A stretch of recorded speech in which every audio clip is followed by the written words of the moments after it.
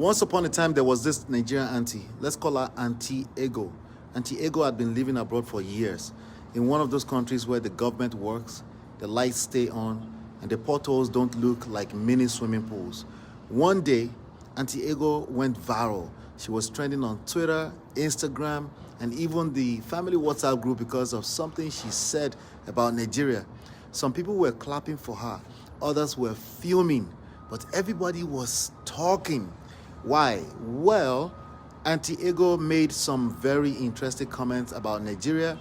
She called it corrupt and unstable, painting a picture that some people felt was too harsh. Remember, Davido said something similar a few weeks ago. Nigerians, you know how we are now. Some people said Auntie Ego was just telling the truth, while others, they said, why are you washing our dirty laundry in public? But the real basketballs came when one Nigerian leader, let's call him Uncle Shettima, when he decided to clap back. And let me tell you, it wasn't pretty. The actual story revolves around a lady called Kemi Badenoch, a British Nigerian politician who has been shaking tables in the UK. In fact, I first learned about her when Auntie B Obodo Oyinbo TV made some comments about how nasty she is on her Instagram page. So Kemi is supposedly bold, she's sharp, she doesn't mince her words, and especially when it comes to her seeming disdain for immigrants in the UK. In fact, she's known for being brutally honest, blunt, you know them, right? Brutally honest about the challenges in Nigeria, of course. She tells the truth. Recently, Kemi made some comments about Nigeria being plagued by corruption and instability, and she doubled down on how those issues shaped her perspectives growing up. Let's just say she didn't exactly paint the country in glowing colors. Now, Vice President Kashim Shettima, that's Nigeria's vice president, of course, he heard those comments, and like a typical Nigerian uncle, he didn't hold back. During his speech on immigration in Abuja, he called Kemi out directly. He said, if she doesn't feel pride in her Nigerian heritage, she should, and I quote, remove the Kemi from her name. Okay, that's the Nigerian equivalent of telling someone to pack their bags and get out of the WhatsApp group. Nigerians, we don't play with names. It's like telling someone to erase their identity. But Kemi wasn't backing down. Through her spokesperson, she said she stands by her comments, and she basically reminded everyone that she's not Nigeria's PR representative. In her own words, she's there to represent the UK, not clean up Nigeria's reputation on the global stage. The response was as sharp as the jollof rice crust when it burns at the bottom of the pot. You guys like that, right? You like that? Yeah. Now let's pause here for a second, because this is where it gets interesting. On the one hand, Kemi's comments have some truth. It's the truth. Kemi is a truth teller. Nigeria has issues, big ones: the power outages, the potholes, the corruption, the do you know who I am? Show my age mini syndrome, right? But on the other hand, there's a way to deliver that truth without dragging the whole family name through the mud. It's like having that one cousin who tells the whole world your family secrets at the slightest provocation. Think Alanti, Kemi Olunloyo. Even if they are right, the way they go about it can leave a bad taste. And Shettima, let's analyze that response. Comparing Kemi to, what's his name? Rishi Sunak, the UK's Indian-descended prime minister, was a big miss. Shettima basically said, and I quote, look at Rishi. He never denigrates India. But let's think about this for a second. Did Rishi Sunak grow up in India? Did he navigate Lagos traffic where last mark can arrest your car and your spirit at the same time? Did he attend a school where the teacher might not show up for weeks because the government hasn't paid salaries? You see, it's not a fair comparison, right? Comparison in general is just terrible. When you're comparing human beings, it's just bad, okay? So comparing Kemi to Rishi is like comparing Puff and croissants. They might look similar, but they're not the same thing. Now, let me tell you why this whole drama reminds me of my Uncle Femi. Uncle Femi is one of those people who loves Nigeria, but doesn't shy away from criticizing it. If you ask him about Nigeria, he'll tell you the truth. Uncle Femi is a truth teller, like most uncles, right? But he'll do it with tact. He will say Nigeria is like a diamond covered in dust. The potential is there, but we need to clean up. You hear that? And you don't feel attacked. You feel inspired to do better.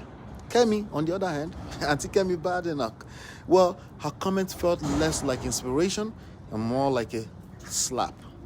But I digress. Let's get back to Shettima for a second.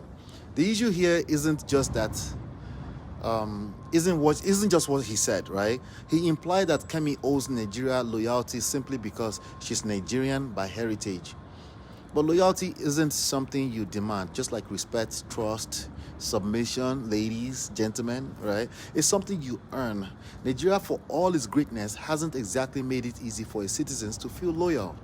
Look at the brain drain, the doctors, engineers, and creatives living in droves. These are people Nigeria invested in, only for them to leave because the system doesn't reward them. So, can Nigeria really claim credit for their success abroad?